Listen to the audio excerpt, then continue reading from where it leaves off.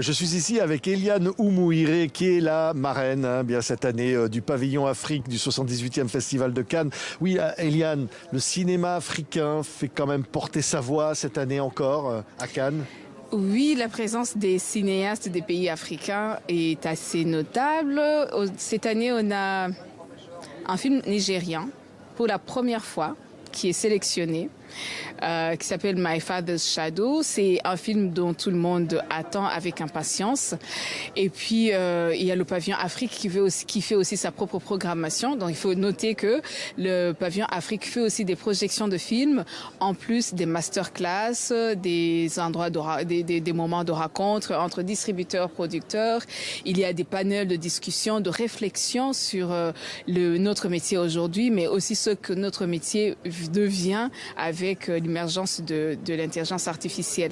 Donc oui, il y a pas mal de films des cinéastes du continent africain, mais je dois dire qu'il y a des années, on a eu de meilleures années. Oui. Oui. Par exemple, je peux citer l'année où Augure et Banele Adama étaient sélectionnés. Je crois que c'était il y a 2 ans. On avait une plus grande présence. Donc voilà. Mais n'empêche, je pense que c'est comme tout dans la vie. On avance, on recule, voilà. Mais c'est pour ça que un endroit comme le pavillon Afrique, qui regroupe pas mal de pays d'Afrique, est essentiel parce que ça permet aux films qui ne sont pas sélectionnés dans les autres sélections du festival qu'ils puissent trouver un endroit de projection, mais aussi plus tard une vie. Parce ça s'est vu, il y a des films qui ont trouvé des financements parce qu'ils ont rencontré des producteurs ici. Il y a d'autres films aussi qui ont pu trouver des distributeurs parce qu'ils avaient ce cachet de pavillon Afrique, marché du film.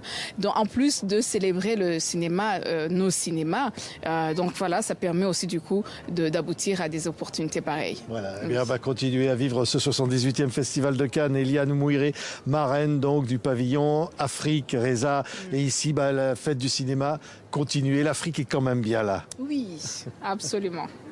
Et on célèbre, je peux ajouter ça?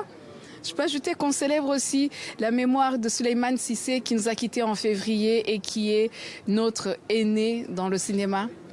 Et puis, c'est les 100 ans aussi de Paulin Vieira, qui était le premier cinéaste africain à faire un film, non pas sur le continent africain parce qu'il ne pouvait pas, et il a fait un film ici en France qui s'appelait Paris sur Seine.